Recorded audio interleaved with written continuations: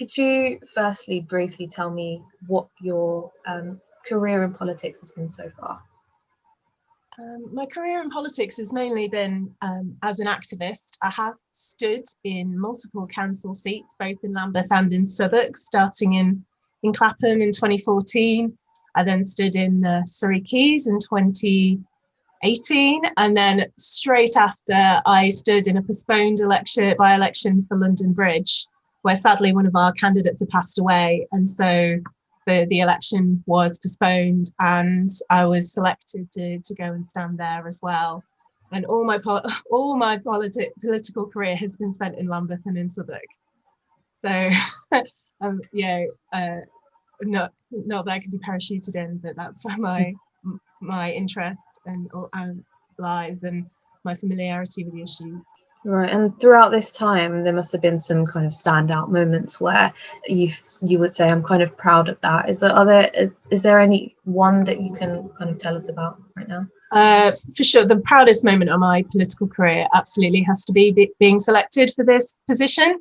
It's the most high-profile political position that I've ever taken in my life, and I was really, really keen for it. I stood against some really, really fantastic candidates, some of whom who have actually lived here their entire lives, whereas I've only, spent 10.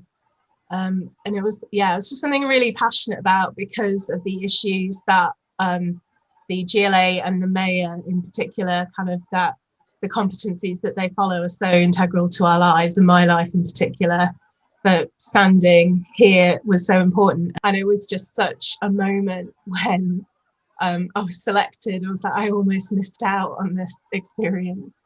Is there a failure that you would say, there's this moment I've actually learned from in my career? Yeah, for definite. So when I stood in Clapham Town in 2014, I was selected 18 months before, did loads of work, got lots of positive responses on the doorstep.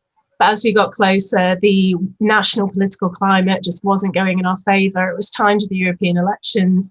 UKIP was on the rise, so a lot of people who were on the Brexit-leaning side were kind of leaning away from us. And obviously the more sort of pro-Remain side naturally felt more of a home with the Lib Dems and Labour.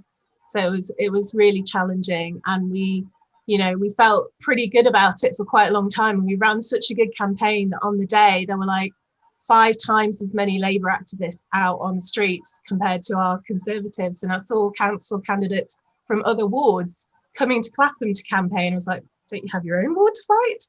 Okay.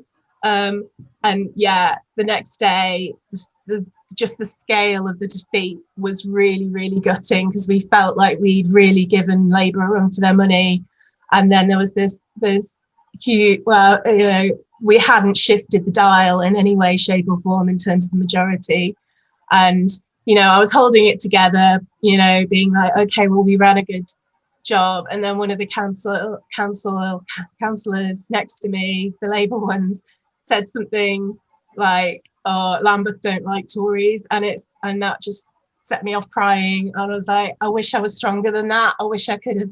It wasn't, a major jibe. But I think I had this kind of like fair play, we finished the match, let's shake hands and all be friends, let's respect each other for the work that we put in. But I just felt like I'm, not even getting any kind of respect at the end of it to say you ran a good campaign and we were worried, and to be honest, anyone that does campaigning, the voters benefit more than anyone else when two parties or a seat is hotly contested. So that for me, I wish I'd risen above it and been strong enough to just hold it together and hold myself head high and say, okay, you don't respect me, but I have my, I respect myself for the work that I did. And obviously now, now you have a chance to win another election. So come May, which isn't too far away now, why should London's voters vote for you?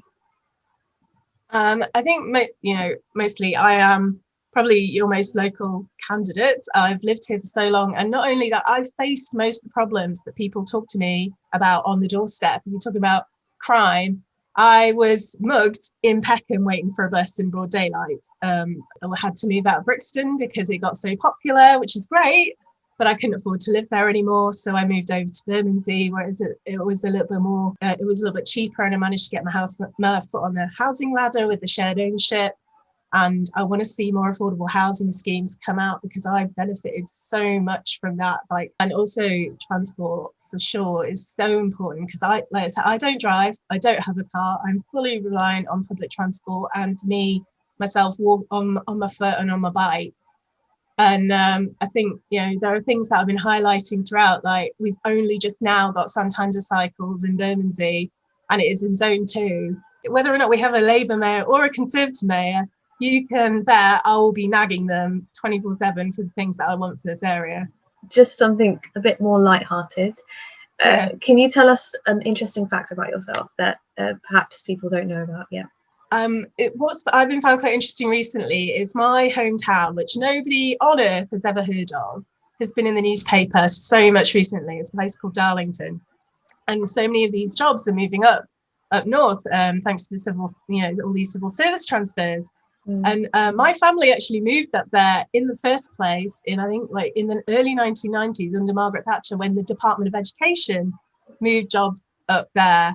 And I'm really pleased for the area. Online at riversideradio.com on your smart speaker. Play Riverside Radio. And now on DAB Digital Radio.